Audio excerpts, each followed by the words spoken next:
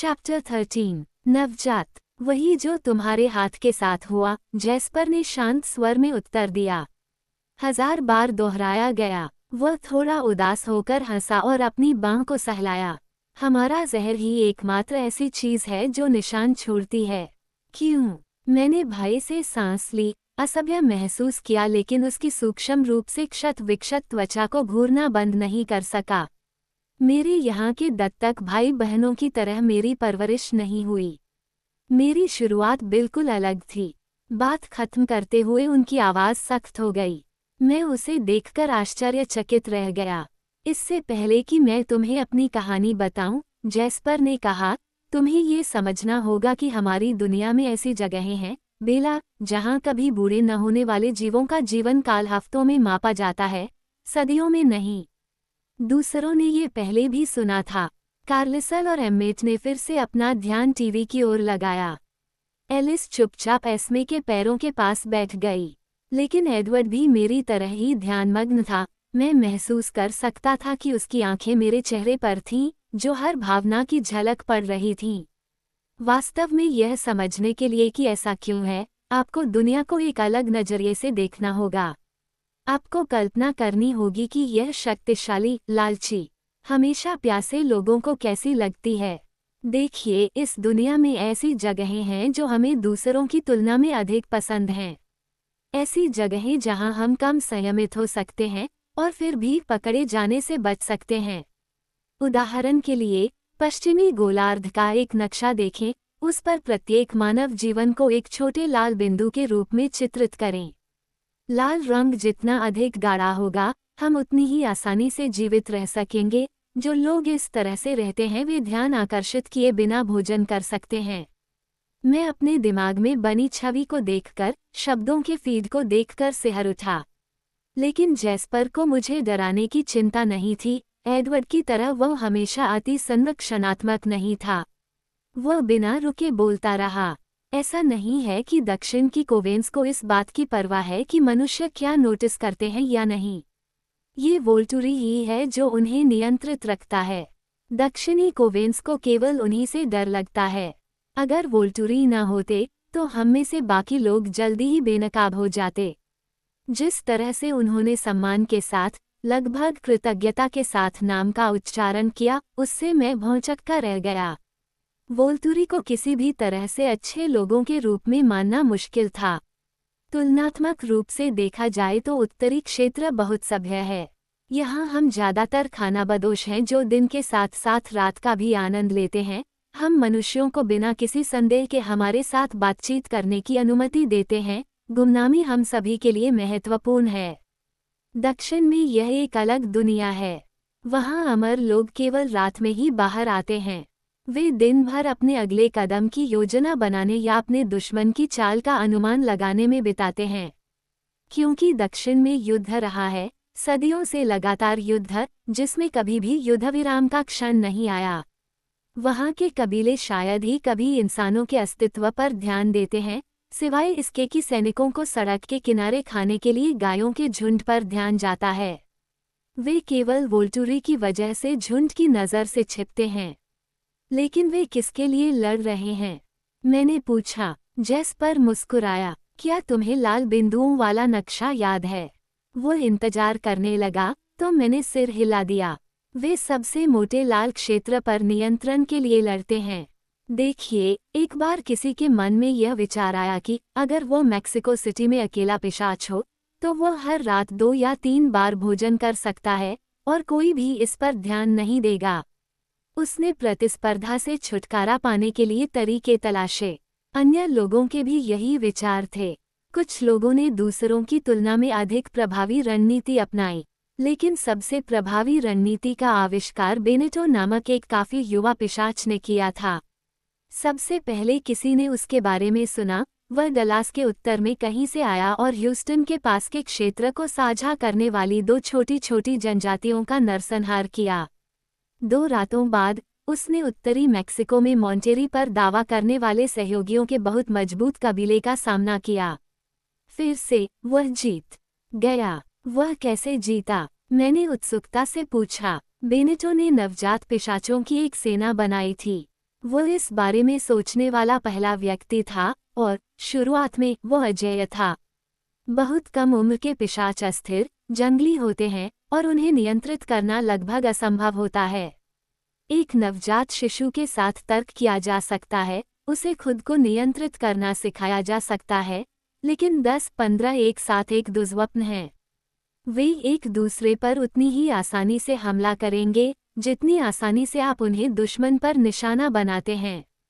Benito को और अधिक बनाना पड़ा क्योंकि वे आपस में लड़ते थे और जैसे जैसे उसने जिन गुटों को खत्म किया, वे हारने से पहले उसकी आधी से अधिक सेना को खत्म कर देते थे।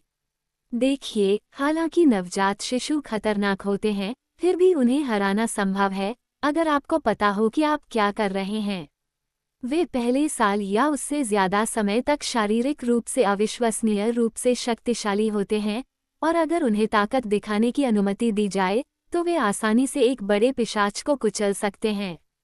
लेकिन वे अपनी प्रवृत्ति के गुलाम होते हैं और इसलिए पूर्वानुमानित होते हैं। आमतौर पर उनके पास लड़ने का कोई कौशल नहीं होता, केवल मांसपेशियां और क्रूरता होती है। और इस मामले में बहुत ज्यादा संख्या में दक्षिणी मैक्सिको के पिशाचों को एहसास हो गया था कि उनके लिए क्या होने वाला है और उन्होंने बेनेटो का मुकाबला करने के लिए वही किया जो वे सोच सकते थे। उन्होंने अपनी सेनाएं बना लीं। सब कुछ तहस नहस हो गया और मेरा मतलब है कि यह आपकी कल्पना से भी ज्यादा गंभीर है। हम अमर लोगों का भी अपना इतिहास है और इस विशेष युद्ध को कभी नहीं भुलाया जा सकेगा। बेशक मेक्सिको में इंसान होने के लिए भी यह अच्छा समय नहीं था। मैं सिहर उठा जब शवों की संख्या महामारी के अनुपात में पहुंच गई, तो वास्तव में आपके इतिहास में जनसंख्या में गिरावट के लिए एक बीमारी को दोषी ठहराया गया। वोल्टुरी ने आखिरकार कदम उठाया। पूरा गार्ड एक साथ आया और उत्तरी अमेरिका के निचले आधे हिस्से में हर नवजात शिशु की तलाश की। बेनेटो पुएब्ला में दृढ़ था, वह पुरस्कार जीतने के लिए जितनी जल्दी हो सके अपनी सेना का निर्माण कर रहा था। Mexico city. वोल्टुरी ने उसके साथ शुरुआत की और फिर बाकी लोगों की ओर बढ़ गया।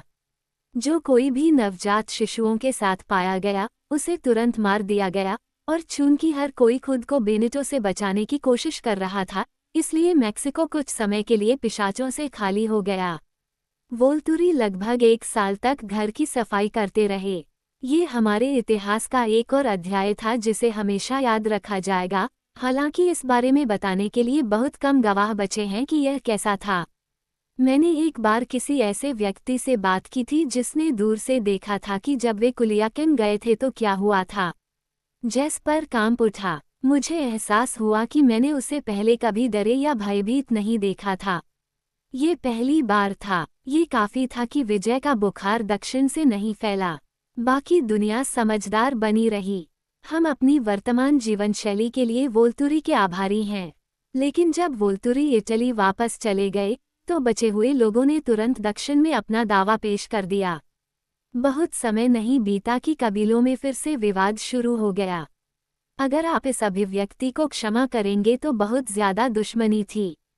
प्रतिशोध की भावनाएं प्रबल थीं। नवजात शिशुओं का विचार पहले से ही था और कुछ लोग विरोध करने में सक्षम नहीं थे।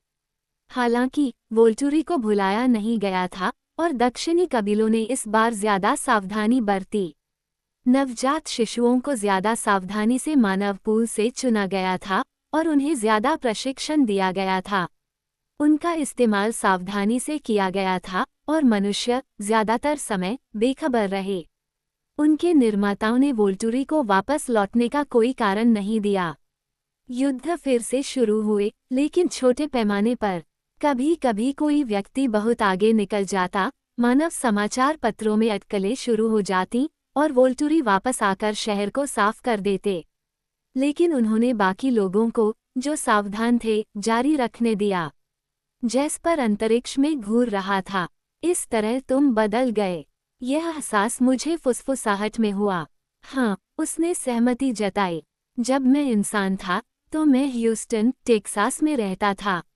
मैं लगभग 17 साल का था जब मैं 1861 में कॉन्फेडरेट आर्मी में शामिल हुआ।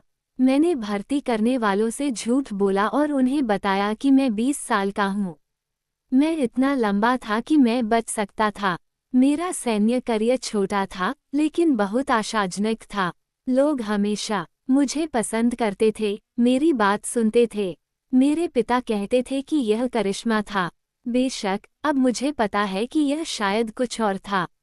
लेकिन जो भी कारण हो, मुझे जल्दी ही रैंक के माध्यम से पदोन्नत किया गया, पुराने अधिक अनुभवी पुरुषों की तुलना में। कॉन्फेडरेट आर्मी नई थी और खुद को संगठित करने के लिए संघर्ष कर रही थी, इसलिए इससे अवसर भी मिले। गैल्वेस्टन की पहली लड़ाई तक यह एक झड़प से अधिक था। वास्तव में मैं टेक्सास में सबसे कम उम्र का मेजर था। मेरी वास्तविक उम्र को भी स्वीकार नहीं किया गया। जब यूनियन की मोटर नावें बंदरगाह पर पहुंची तो मुझे शहर से महिलाओं और बच्चों को निकालने का काम सौंपा गया। उन्हें तैयार करने में एक दिन लगा और फिर मैं उन्हें ह्यूस्टन पहुंचाने के लिए नागरिकों की पहली टुकड़ी के साथ रवाना हुआ। मुझे वह रात बहुत अच्छी तरह याद है। हम अंधेरा होने के बाद शहर पहुंचे। मैं सिर्फ इतना समय वहां रुका कि यह सुनिश्चित कर सकूं कि पूरा दल सुरक्षित जगह पर है। जैसे ही यह काम पूरा हुआ, मैंने अपने लिए एक नया घोड़ा खरीदा और वापस गैल्वेस्टन की ओर चल पड़ा। आराम करने का समय नहीं था। शहर से सिर्फ 1 मील बाहर मुझे 3 महिलाएं पैदल आती दिखीं। मैंने सोचा कि वे भटकती हुई होंगी और मैंने तुरंत ही घोड़े से उतरकर उनकी मदद की। लेकिन जब मैंने चांद की धुंधली रोशनी में उनके चेहरे देखे तो मैं दंग रह गया। बिना किसी संदेह के वे 3 सबसे खूबसूरत महिलाएं थीं जिन्हें मैंने कभी देखा था। उनकी त्वचा इतनी गोरी थी कि मुझे याद है कि मैं इस पर अचंभित था। यहाँ तक कि छोटी काले बालों वाली लड़की, जिसके चेहरे के भाव स्पष्ट रूप से मैक्सिकन थे, चांद की रोशनी में चीनी मिट्टी की बनी हुई थी। वे सभी जवान लग रही थीं, अभी भी इतनी जवान कि उन्हें लड़कियां कहा जा सके। मुझे पता था कि वे हमारी पार्टी के खोए हुए सदस्य नहीं थे। मुझे इन तीनों को देखना याद होगा। वह अवाक है, सबसे लंबी लड़की ने एक प्यारी, नाजुक आवाज में कहा, ये पवन झनकार की तरह था। उसके बाल गोरे थे और उसकी त्वचा बर्फ की तरह सफ़ेद थी। दूसरी लड़की और भी गोरी थी, उसकी त्वचा भी उतनी ही चाक जैसी थी। उसका चेहरा किसी देवदूत जैसा था। वह आधी बंद आंखों से मेरी ओर झुकी और गहरी सांस ली। ममम, उसने आह भरी। बहुत सुंदर, छोटी सी श्यामला ने अपना हाथ लड़की की बांह पर रखा और जल्दी से बोली। उसकी आवाज़ बहुत नर्म और संगीतमय थी, लेकिन ऐसा लग रहा था कि वह ऐसा ही चाहती थी। ध्यान लगाओ, नेटी, उसने कहा। मुझे हमेशा से इस बात का अच्छा अंदाजा था कि लोग एक दूसरे से कैसे जुड़े हुए हैं, और ये तुरंत स्पष्ट हो गया कि वह श्यामला किसी तरह दूसरों की जिम्मेदारी संभाल रही थी। अगर वे सैन्य होते तो मैं कहता कि वो उनसे कहीं ज्यादा रैंक की है। वह बिल्कुल जवान, मजबूत और अधिकारी लग रहा है। श्यामला चुप हो गई और मैंने बोलने की असफल कोशिश की। और कुछ और भी है, क्या तुम्हें इसका एहसास है? उसने बाकी 2 से पूछा। वह आकर्षक है। ओह हाँ, नेटी ने तुरंत सहमति जताते हुए पुनः मेरी ओर झुकी। धैर्य रखो, श्यामला ने उसे चेतावनी दी। मैं इसे रखना चाहती हूँ। नेटी ने भौहें सिकोड़ी, वह परेशान लग रही थी। तुम्हें ऐसा ही करना चाहिए। मारिया, लंबी गोरी फिर बोली। अगर वह तुम्हारे लिए महत्वपूर्ण है, मैं उन्हें जितनी बार रखती हूँ उससे दुगुनी बार मार देती हूँ। हाँ, मैं ये करूँगी, मारिया ने सहमति जताई। मुझे ये वाकई पसंद है। नेटी को दूर ले जाओ, क्या तुम? मैं ध्यान केंद्रित करने की कोशिश करते समय अपनी पीठ की रक्षा नहीं करना चाहती। मेरे बाल मेरी गर्दन के पीछे खड़े हो गए थे, हालांकि मैं उन खूबसूरत प्राणियों की कही गई किसी भी बात का मतलब नहीं समझ पा रहा था। मेरी सहज बुद्धि ने मुझे बताया कि खतरा था, कि जब देवदूत ने मारने की बात कही थी तो उसका यही मतलब था, लेकिन मेरे निर्णय ने मेरी सहज बुद्धि को नकार दिया। मुझे महिलाओं से डरना नहीं सिखाया गया था, बल्कि उनकी रक्षा करना सिखाया गया था। चलो शिकार करते हैं, नेटी ने उत्साहपूर्वक सहमति व्यक्त की और लंबी लड़की का हाथ पकड़ लिया। वे बहुत सुंदर थे और शहर की ओर दौड़ पड़े। ऐसा लग रहा था कि वे लगभग उड़ान भरने वाले थे, वे इतने तेज थे कि उनके पीछे उनकी सफ़ेद पोशाकें पंखों की तरह उड़ रही थीं। मैंने आश्चर्य से पलकें झपकाईं और वे चले गए। मैंने मारिया की ओर देखा, जो मुझे उत्सुकता से देख रही थी। मैं अपने जीवन में कभी अंधविश्वासी नहीं रहा। उस क्षण तक मैंने कभी भूत प्रेत या ऐसी किसी भी अन्य बकवास बात पर विश्वास नहीं किया था। अचानक मैं अनिश्चित हो गया। तुम्हारा नाम क्या है, सैनिक? मारिया ने मुझसे पूछा। मेजर जेस्पर विटलॉक, मैडम, मैंने हकलाते हुए कहा। मैं एक महिला के प्रति अशिष्ट नहीं हो सकता, भले ही वह एक भूत ही क्यों न हो। मैं सचमुच आशा करती हूँ कि तुम बच जाओ, जेस्पर, उसने अपनी कोमल आवाज में कहा। मुझे तुम्हारे बारे में अच्छा लग रहा है। वह एक कदम और करीब आई और अपना सिर इस तरह झुकाया जैसे वह मुझे चूमने जा रही हो। मैं वहीं जम गया, हालांकि मेरी अंतर्प्रज्ञा मुझसे भागने के लिए चिल्ला रही थी। जेस्पर ने कुछ देर रुककर सोचा, उसका चेहरा सोच में डूबा हुआ था। कुछ दिनों बाद उसने आखिरकार कहा, और मुझे यकीन नहीं था कि उसने मेरी खातिर अपनी कहानी संपादित की थी या इसलिए कि वो उस तनाव का जवाब दे रहा था जिसे मैं भी एडवर्ड से महसूस कर सकता था। मुझे अपने नए जीवन से परिचित कराया गया। उनके नाम मारिया, नेटी और लूसी थे। वे लंबे समय से साथ नहीं थे। मारिया ने बाकी दो को पकड़ लिया था। तीनों हाल ही में हारी हुई लड़ाइयों में बचे हुए थे। उनकी साझेदारी सुविधा की साझेदारी थी। मारिया बदला लेना चाहती थी और वह अपने इलाकों को वापस चाहती थी। बाकी लोग अपनी झुंड की जमीन बढ़ाने के लिए उत्सुक थे, मुझे लगता है आप कह सकते हैं। वे एक सेना बना रहे थे और सामान्य से ज्यादा सावधानी से काम कर रहे थे। यह मारिया का विचार था। वो एक बेहतर सेना चाहती थी, इसलिए उसने ऐसे खास इंसानों की तलाश की जिनमें क्षमता थी। फिर उसने हमें बहुत ज्यादा ध्यान दिया, जितना किसी और ने नहीं दिया था। उसने हमें लड़ना सिखाया और उसने हमें इंसानों के लिए अदृश्य रहना सिखाया। जब हमने अच्छा किया तो हमें पुरस्कृत किया गया। वह रुका और पुनः संपादन करने लगा। हालांकि वह जल्दी में थी। मारिया जानती थी कि नवजात शिशु की ताकत 1 साल के आसपास कम होने लगती है और वह तब तक अभिनय करना चाहती थी जब तक हम मजबूत हैं। जब मैं मारिया के दल में शामिल हुआ तो हम 6 लोग थे। उसने पखवाड़े भर में 4 और लोगों को शामिल कर लिया। हम सभी पुरुष थे। मारिया सैनिकों को चाहती थी और इससे आपस में लड़ने से बचना थोड़ा मुश्किल हो गया। मैंने अपनी पहली लड़ाई अपने नए साथियों के खिलाफ लड़ी। मैं दूसरों से ज्यादा तेज था, युद्ध में बेहतर था। मारिया मुझसे खुश थी, हालांकि उसे इस बात से परेशानी थी कि उसे मेरे द्वारा नष्ट किए गए लोगों को बदलना पड़ता था। मुझे अक्सर पुरस्कृत किया जाता था और इससे मैं और भी मजबूत हो गया। मारिया चरित्र का अच्छा निर्णायक थी। उसने मुझे दूसरों का प्रभारी बनाने का फैसला किया, जैसे कि मुझे पदोन्नत किया जा रहा हो। यह मेरे स्वभाव के बिल्कुल अनुकूल था। हताहतों की संख्या नाटकीय रूप से कम हो गई और हमारी संख्या बढ़कर 20 के आसपास हो गई। यह उस समय के लिए काफी महत्वपूर्ण था जिसमें हम सावधानी से रह रहे थे। मेरे आसपास के भावनात्मक माहौल को नियंत्रित करने की मेरी क्षमता, जिसे अभी तक परिभाषित नहीं किया गया है, बहुत प्रभावी थी।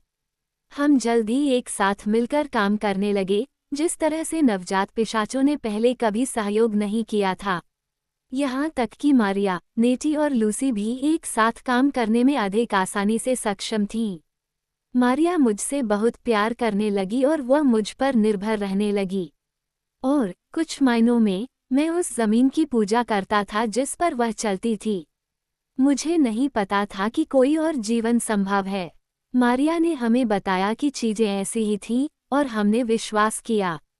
उसने मुझसे पूछा कि मैं उसे बताऊं कि मेरे भाई और मैं कब लड़ने के लिए तैयार हैं, और मैं खुद को साबित करने के लिए उत्सुक था।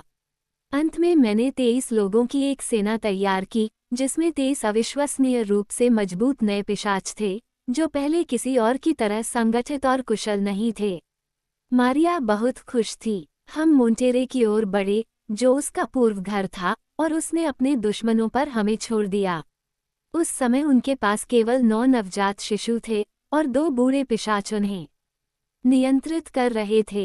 हमने उन्हें इतनी आसानी से मार गिराया कि मारिया को विश्वास ही नहीं हुआ। इस प्रक्रिया में केवल 4 ही मारे गए।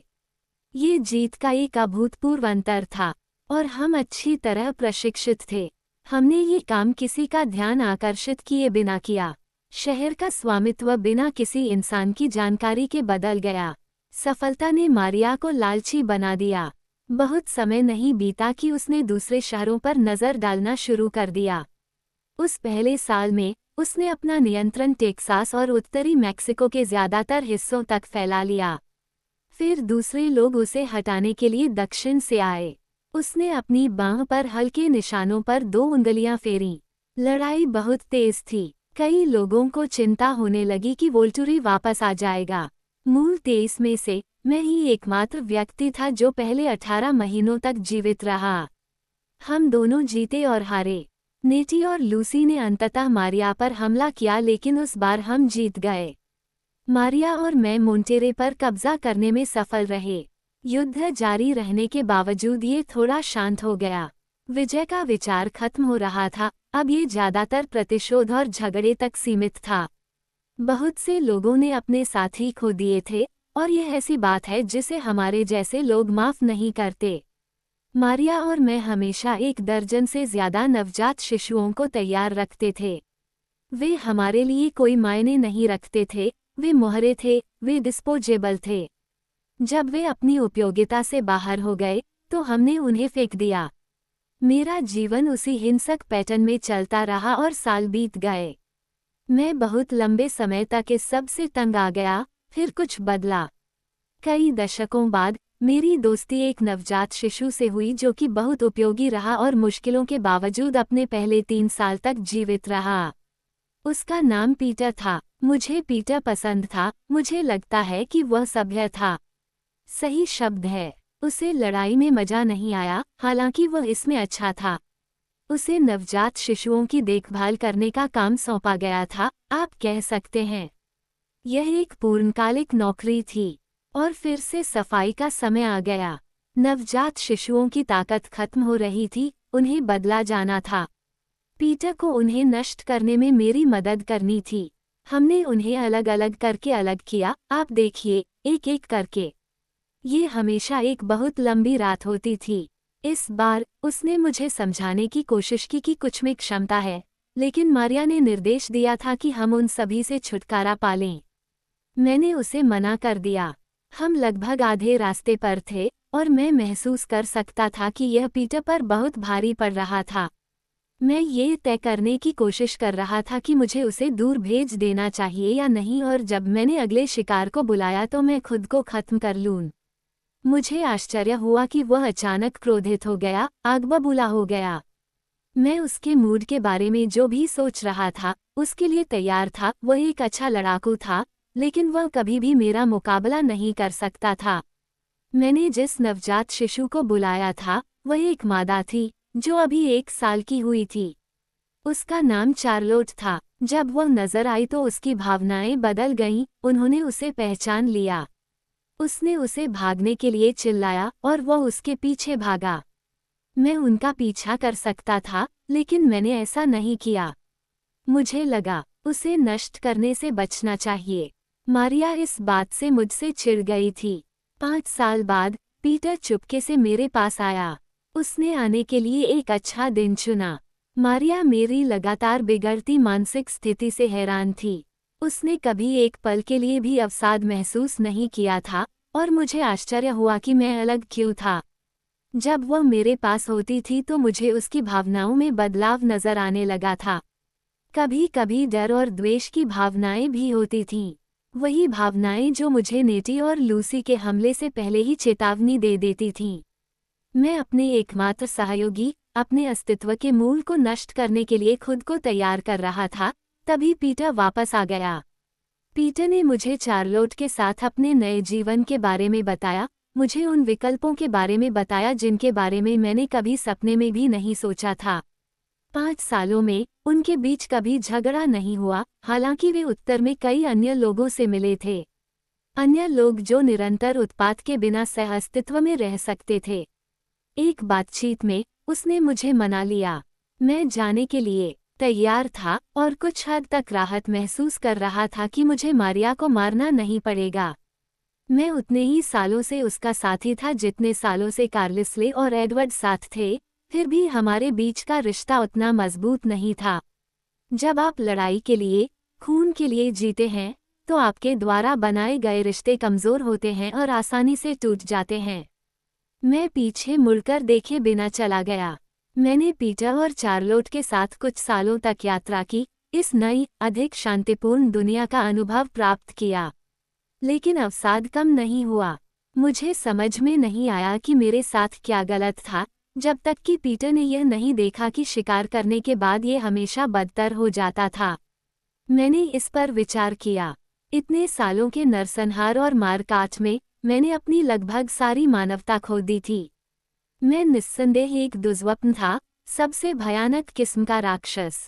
फिर भी हर बार जब मुझे कोई दूसरा मानव शिकार मिलता, तो मुझे उस दूसरे जीवन की यादों की हल्की चुभन महसूस होती।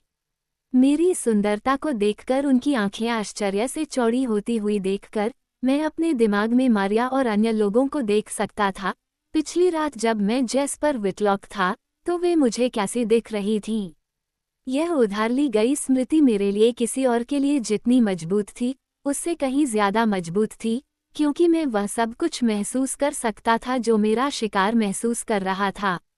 और मैंने उनकी भावनाओं को वैसे ही जिया जैसे मैं था। उन्हें मार डाला। तुमने अनुभव किया है कि मैं अपने आसपास की भावनाओं को किस तरह नियंत्रित कर सकता हूँ, बेला, लेकिन मुझे आश्चर्य है कि क्या तुम समझती हो कि एक कमरे में मौजूद भावनाएं मुझ पर कैसे असर डालती हैं। मैं हर दिन भावनाओं के माहौल में जीता हूँ। अपने जीवन की पहली शताब्दी में मैं खून के प्यासे प्रतिशोध की दुनिया में रहा।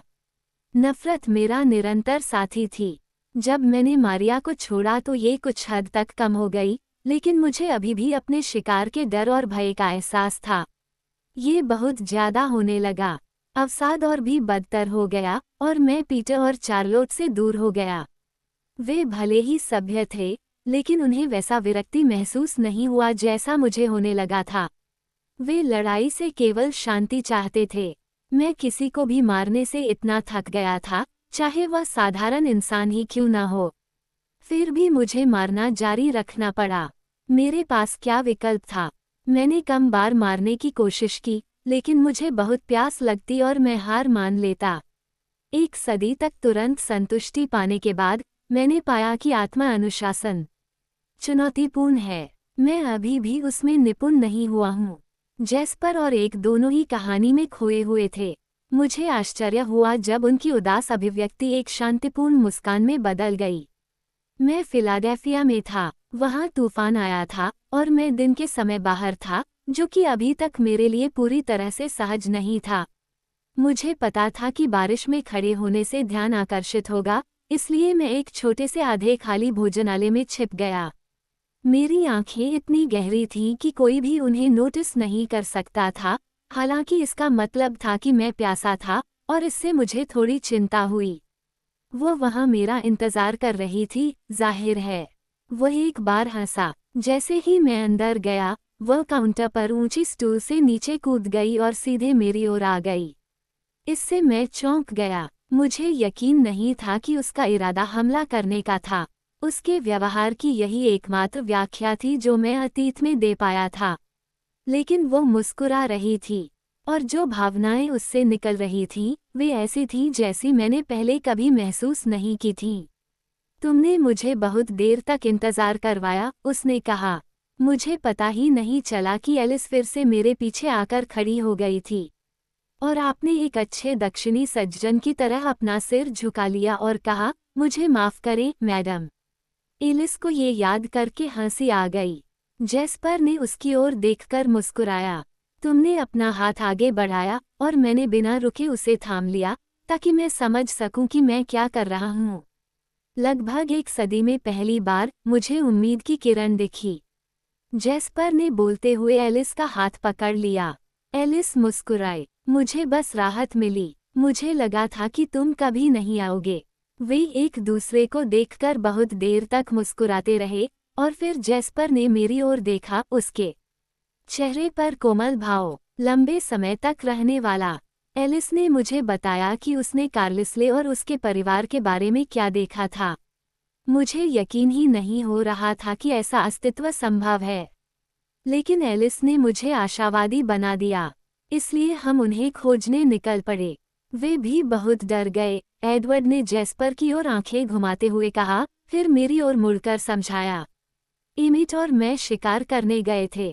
जेस्पर युद्ध के घावों से लथपथ दिखाई दिया। उसने इस छोटे से सनकी को खींचा। उसने एलिस को चंचलता से धक्का दिया, जो उन सभी का नाम लेकर अभिवादन करता है, उनके बारे में सब कुछ जानता है और जानना चाहता है कि वह किस कमरे में जा सकती है।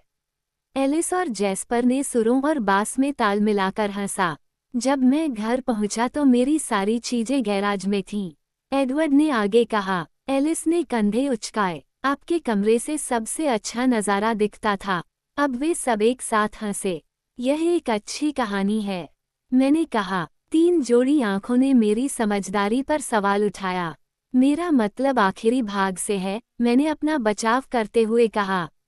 एलिस के साथ सुखद अंत। एलिस ने सब कुछ बदल दिया है। जेस्पर ने सहमति जताई। यह एक ऐसा माहौल है जिसका मैं आनंद लेता हूँ, लेकिन तनाव में ये क्षणिक विराम ज्यादा देर तक नहीं रह सका। सेना, एलिस फुसफुसाए, तुमने मुझे क्यों नहीं बताया? बाकी लोग फिर से ध्यानमग्न हो गए। उनकी आंखें जेस्पर के चेहरे पर टिकी थीं। मुझे लगा कि मैं संकेतों की गलत व्याख्या कर रहा हूँ। क्योंकि मकसद कहाँ है? कोई सिएटल में सेना क्यों बनाएगा? वहाँ कोई इतिहास नहीं है, कोई प्रतिशोध नहीं है। विजय के दृष्टिकोण से भी इसका कोई मतलब नहीं है, कोई भी इसका दावा नहीं करता। खानाबदोश यहाँ से गुजरते हैं, लेकिन इसके लिए लड़ने वाला कोई नहीं है। इसका बचाव करने वाला कोई नहीं है। लेकिन मैंने ये पहले भी देखा है और इसका कोई और स्पष्टीकरण नहीं है। सिएटल में नवजात पिशाचों की एक सेना है। मेरा अनुमान है कि 20 से भी कम। मुश्किल बात यह है कि वे पूरी तरह से अप्रशिक्षित हैं। जिसने भी उन्हें बनाया है, उसने उन्हें खुला छोड़ दिया है। ये और भी बदतर होता जाएगा और वोल्टुरी के आने में ज्यादा समय नहीं लगेगा। वास्तव में, मुझे आश्चर्य है कि उन्होंने इसे इतने लंबे समय तक चलने दिया। हम क्या कर सकते हैं? कार्लिसले ने पूछा। अगर हम वोल्टुरी की संलिप्तता से बचना चाहते हैं, तो हमें नवजात शिशुओं को नष्ट करना होगा और हमें ये बहुत जल्द करना होगा। जेस्पर का चेहरा कठोर था। अब उसकी कहानी जानने के बाद मैं अनुमान लगा सकता था कि यह मूल्यांकन उसे कितना परेशान कर रहा होगा। मैं तुम्हें सिखा सकता हूँ कि कैसे। शहर में यह आसान नहीं होगा। छोटे बच्चे नहीं हैं, गोपनीयता के बारे में चिंतित हैं, लेकिन हमें ऐसा करना होगा। ये हमें उन तरीकों से सीमित कर देगा जो वे नहीं कर रहे हैं। शायद हम उन्हें बाहर निकाल सकें। शायद हमें ऐसा करने की जरूरत ही न पड़े। एडवर्ड की आवाज़ उदास थी। क्या किसी और को भी यह एहसास है कि इस क्षेत्र में एकमात्र संभावित खतरा जिसके लिए सेना के गठन की जरूरत होगी, वह हम ही हैं? जेस्पर की आंखें सिकुड़ गईं, कार्लिसले की आंखें चौंककर चौड़ी हो गईं। तान्या का परिवार भी पास ही है, एस्मे ने धीरे से कहा। एडवर्ड की बात मानने को तैयार नहीं थी। नवजात शिशु एनकोरेज को तबाह नहीं कर रहे हैं, एस्मे। मुझे लगता है कि हमें इस बात पर विचार करना होगा कि हम ही लक्ष्य हैं। वे हमारे पीछे नहीं आ रहे हैं, एलिस ने जोर दिया और फिर रुक गई। या फिर उन्हें पता ही नहीं है कि वे आ रहे हैं? अभी तक नहीं। वह क्या है? एडवर्ड ने उत्सुकता और तनाव से पूछा। तुम्हें क्या याद आ रहा है? झिलमिलाहट, एलिस ने कहा। जब मैं ये देखने की कोशिश करती हूँ कि क्या हो रहा है, तो मैं स्पष्ट तस्वीर नहीं देख पाती, कुछ भी ठोस नहीं। लेकिन मुझे ये अजीब सी झलकियाँ मिल रही हैं। इतनी नहीं कि मैं कुछ समझ सकूं। ऐसा लगता है जैसे कोई अपना मन बदल रहा है, एक काम से दूसरे काम पर इतनी तेजी से जा रहा है कि मैं ठीक से देख नहीं पाती। अनन्य, जेस्पर ने अविश्वास से पूछा। मुझे नहीं पता। अनन्य नहीं, एडवर्ड ने गुर्राते हुए कहा। ज्ञान, कोई ऐसा व्यक्ति जो जानता है कि जब तक निर्णय नहीं हो जाता, तब तक आप कुछ नहीं देख सकते। कोई ऐसा व्यक्ति जो हमसे छिप रहा है, आपकी दृष्टि में छेदों के साथ खेल रहा है। ये कौन जान सकता है? एलिस फुसफुसाई। एडवर्ड की आंखें बर्फ की तरह सख्त हो गई थीं। एरो तुम्हें उतना ही जानता है जितना तुम खुद को जानते हो। लेकिन मैं देखूंगा कि क्या उन्होंने आने का फैसला किया है। जब तक कि वे अपने हाथ गंदे नहीं करना चाहते थे। एक एहसान, रोज़ली ने पहली बार बोलते हुए सुझाव दिया। दक्षिण में कोई ऐसा व्यक्ति जिसे पहले से ही नियमों से परेशानी थी, जिसे नष्ट कर दिया जाना चाहिए था, उसे दूसरा मौका दिया जाता है अगर वे इस एक छोटी सी समस्या का ध्यान रखते हैं। यही वोल्टुरी की सुस्त प्रतिक्रिया को समझा सकता है। क्यों? कार्लिसले ने पूछा, अभी भी हैरान। वोल्टुरी के लिए कोई कारण नहीं है। ये वहां था। एडवर्ड ने चुपचाप असहमति जताई। मुझे आश्चर्य है कि यह इतनी जल्दी यहाँ तक पहुँच गया, क्योंकि दूसरे विचार अधिक मजबूत थे। एरो के दिमाग में उसने मुझे अपनी एक तरफ और एलिस को अपनी दूसरी तरफ देखा। वर्तमान और भविष्य, आभासी सर्वज्ञता, विचार की शक्ति ने उसे मदहोश कर दिया। मुझे लगा था कि यह होगा। उसे उस योजना को छोड़ने में बहुत समय लगा, वह उसे बहुत चाहता था। लेकिन तुम्हारे बारे में भी विचार था, कार्लिसल, हमारे परिवार का, जो मजबूत और बड़ा होता जा रहा था। ईर्ष्या और डर, तुम्हारे पास उससे ज्यादा कुछ नहीं था, लेकिन फिर भी, वो चीजें जो वह चाहता था। उसने इसके बारे में न सोचने की कोशिश की, लेकिन वह इसे पूरी तरह से छिपा नहीं सका। प्रतिस्पर्धा को जड़ से खत्म करने का विचार वहां था। उनके अपने अलावा हमारा समूह अब तक का सबसे बड़ा समूह है। मैं उसके चेहरे को डर से घूरता रहा। उसने मुझे ये कभी नहीं बताया था, लेकिन मुझे लगा कि मैं जानता हूँ कि क्यों। अब मैं अपने दिमाग में इसे देख सकता था, एरो का सपना। एडवर्ड और एलिस काले, बहते हुए लबादे में अपनी आंखों को ठंडा और खून से लाल किए हुए एरो के साथ बह रहे थे। कार्लिसले ने मेरी जागती दुर्स्वप्न को बाधित किया। वे अपने मिशन के प्रति बहुत प्रतिबद्ध हैं। वे कभी भी खुद नियम नहीं तोड़ेंगे। यह उन सभी चीज़ों के खिलाफ है जिसके लिए उन्होंने काम किया है। वे बाद में सफाई कर देंगे। ये दोहरा विश्वासघात है, एडवर्ड ने गंभीर स्वर में कहा। कोई नुकसान नहीं हुआ। जैस्पर आगे झुका, अपना सिर हिलाया। नहीं, कार्लिसले सही कह रहा है। वोल्टुरी नियम नहीं तोड़ते। इसके अलावा, ये बहुत ज्यादा लापरवाही है। यह व्यक्ति, ये धमकी, उन्हें पता ही नहीं है कि वे क्या कर रहे हैं। एक पहली बार, मैं कसम खाता हूँ। मुझे विश्वास नहीं होता कि वोल्टुरी इसमें शामिल हैं। लेकिन वे शामिल होंगे। वे सभी तनाव से स्तब्ध होकर एक दूसरे को घूर रहे थे। तो फिर चलो, एम्मेट ने लगभग दहाड़ते हुए कहा।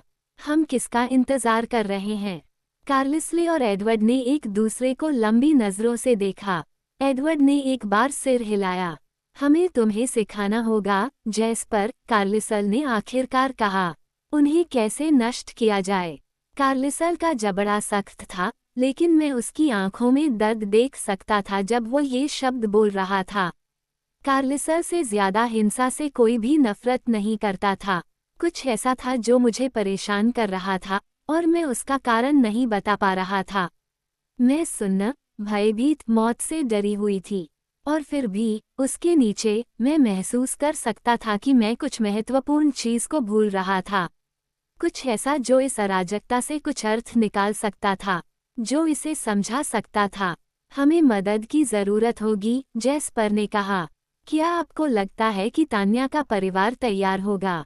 5 और वयस्क पिशाच बहुत बड़ा अंतर पैदा करेंगे। और फिर केट और एलिजा हमारे पक्ष में विशेष रूप से फायदेमंद होंगे। उनकी सहायता से ये लगभग आसान हो जाएगा। हम पूछेंगे, कार्लिसले ने उत्तर दिया। जैस्पर ने अपना सेल फोन आगे बढ़ाया। हमें जल्दी करना होगा। मैंने कार्लिसले की सहज शांति को कभी इतना विचलित होते नहीं देखा था।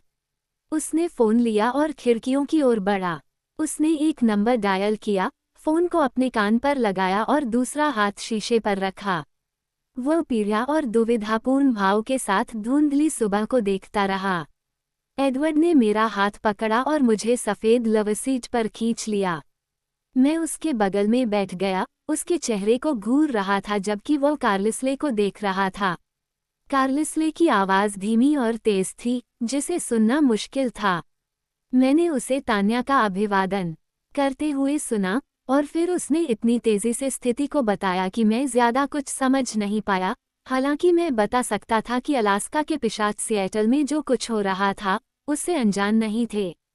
तभी कार्लिसले की आवाज में कुछ बदलाव आया।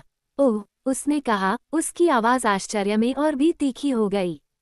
हमें एहसास ही नहीं हुआ कि इरीना को ऐसा महसूस हुआ होगा। एडवर्ड ने मेरी तरफ देखकर कराहते हुए अपनी आंखें बंद कर लीं।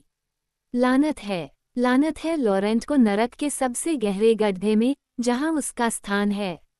लॉरेंट, मैंने फुसफुसाते हुए कहा। मेरे चेहरे से खून बह रहा था, लेकिन एडवर्ड ने कोई जवाब नहीं दिया। वह कार्लिसले के विचारों पर ध्यान केंद्रित कर रहा था। इस वसंत की शुरुआत में लॉरेंट के साथ मेरी छोटी सी मुलाकात कुछ ऐसी नहीं थी जो मेरे दिमाग में फीकी या धुंधली हो गई हो। जेकब और उसके साथियों के बीच में आने से पहले उसने जो कुछ भी कहा था वह मुझे अभी भी याद है।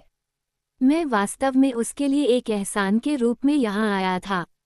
विक्टोरिया, लॉरेंट उसका पहला युद्धाभ्यास था जिसे देखने के लिए उसने उसे भेजा था, ये देखने के लिए कि मुझ तक पहुँचना कितना मुश्किल हो सकता है।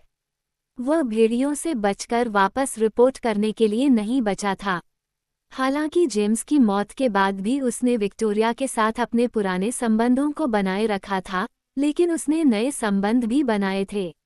वह अलास्का में तान्या के परिवार के साथ रहने चला गया था। स्ट्रॉबेरी गोरी तनवा वैम्पायर की दुनिया में कलेंस की सबसे करीबी दोस्त थी, व्यावहारिक रूप से विस्तारित परिवार। लॉरेंट अपनी मौत से पहले लगभग 1 साल तक उनके साथ रहा था। कार्लिसले अभी भी बोल रहा था, उसकी आवाज में कोई दलील नहीं थी। समझाने वाला, लेकिन तीखापन लिए हुए। फिर अचानक तीखापन समझाने पर हावी हो गया। इसमें कोई सवाल ही नहीं है, कार्लिसले ने सख्त आवाज में कहा। हमारे बीच समझौता हो चुका है। उन्होंने इसे नहीं तोड़ा है और न ही हम इसे तोड़ेंगे। मुझे ये सुनकर दुख हुआ। बेशक, हमें बस अकेले ही अपना सर्वश्रेष्ठ प्रयास करना होगा। कार्लिसले ने जवाब का इंतजार किए बिना ही फोन बंद कर दिया। वह कोहरे में घूरता रहा। समस्या क्या है? एम्मेट ने एडवर्ड से पूछा। इरीना हमारे दोस्त लॉरेंट के साथ हमारी जानकारी से कहीं ज्यादा जुड़ी हुई थी। वह भेड़ियों से नाराज है क्योंकि उन्होंने बेला को बचाने के लिए उसे नष्ट कर दिया था। वह चाहती है। वह रुका और मेरी तरफ देखने लगा। आगे बढ़ो, मैंने यथासंभव समान भाव से कहा। उसकी आंखें कस गईं। वह बदला लेना चाहती है, पैक को खत्म करना चाहती है। वे हमारी अनुमति के लिए अपनी मदद का सौदा करेंगे। नहीं, मैंने हौंफते हुए कहा। कार्लिसले की आवाज धीमी और तेज थी, जिसे सुनना मुश्किल था। मैंने उसे तान्या का अभिवादन करते हुए सुना और फिर उसने इतनी तेजी से स्थिति को बताया कि मैं ज्यादा कुछ समझ नहीं पाया। हालांकि मैं बता सकता था कि अलास्का के पिशाच सिएटल में जो कुछ हो रहा था उससे अनजान नहीं थे। तभी कार्लिसले की आवाज में कुछ बदलाव आया। ओह, उसने कहा, उसकी आवाज आश्चर्य में और भी तीखी हो गई।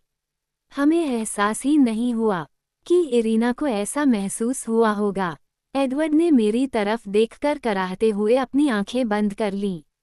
लानत है लॉरेंट को नरक के सबसे गहरे गड्ढे में, जहां उसका स्थान है। लॉरेंट, मैंने फुसफुसाते हुए कहा। मेरे चेहरे से खून बह रहा था, लेकिन एडवर्ड ने कोई जवाब नहीं दिया। वह कार्लिसले के विचारों पर ध्यान केंद्रित कर रहा था। इस वसंत की शुरुआत में लॉरेंट के साथ मेरी छोटी सी मुलाकात कुछ ऐसी नहीं थी जो मेरे दिमाग में फीकी या धुंधली हो गई हो। जेकब और उसके साथियों के बीच में आने से पहले उसने जो कुछ भी कहा था वह मुझे अभी भी याद है। मैं वास्तव में उसके लिए एक एहसान के रूप में यहाँ आया था। विक्टोरिया, लॉरेंट उसका पहला युद्धाभ्यास था जिसे देखने के लिए उसने उसे भेजा था, ये देखने के लिए कि मुझ तक पहुँचना कितना मुश्किल हो सकता है। वह भेड़ियों से बचकर वापस रिपोर्ट करने के लिए नहीं बचा था। हालांकि जेम्स की मौत के बाद भी उसने विक्टोरिया के साथ अपने पुराने संबंधों को बनाए रखा था, लेकिन उसने नए संबंध भी बनाए थे। वह अलास्का में तान्या के परिवार के साथ रहने चला गया था। स्ट्रॉबेरी गोरी तनवा वैम्पायर की दुनिया में कलेंस की सबसे करीबी दोस्त। व्यवहारिक रूप से विस्तारित परिवार। लॉरेंट अपनी मौत से पहले लगभग 1 साल तक उनके साथ रहा था। कार्लिसले अभी भी बोल रहा था, उसकी आवाज में कोई दलील नहीं थी। समझाने वाला, लेकिन तीखापन लिए हुए। फिर अचानक तीखापन समझाने पर हावी हो गया। इसमें कोई सवाल ही नहीं है, कार्लिसले ने सख्त आवाज में कहा। हमारे बीच समझौता हो चुका है। उन्होंने इसे नहीं तोड़ा है और न ही हम इसे तोड़ेंगे। मुझे ये सुनकर दुख हुआ। बेशक, हमें बस अकेले ही अपना सर्वश्रेष्ठ प्रयास करना होगा। कार्लिसले ने जवाब का इंतजार किए बिना ही फोन बंद कर दिया। वो कोहरे में घूरता रहा। समस्या क्या है? एम्मेट ने एडवर्ड से पूछा। इरीना हमारे दोस्त लॉरेंट के साथ हमारी जानकारी से कहीं ज्यादा जुड़ी हुई थी। वह भेड़ियों से नाराज है क्योंकि उन्होंने बेला को बचाने के लिए उसे नष्ट कर दिया था। वह चाहती है। वो रुका और मेरी तरफ देखने लगा। आगे बढ़ो, मैंने यथासंभव समान भाव से कहा। उसकी आंखें कस गईं। वह बदला लेना चाहती है। पैक को खत्म करना चाहती है। वे हमारी अनुमति के लिए अपनी मदद का सौदा करेंगे।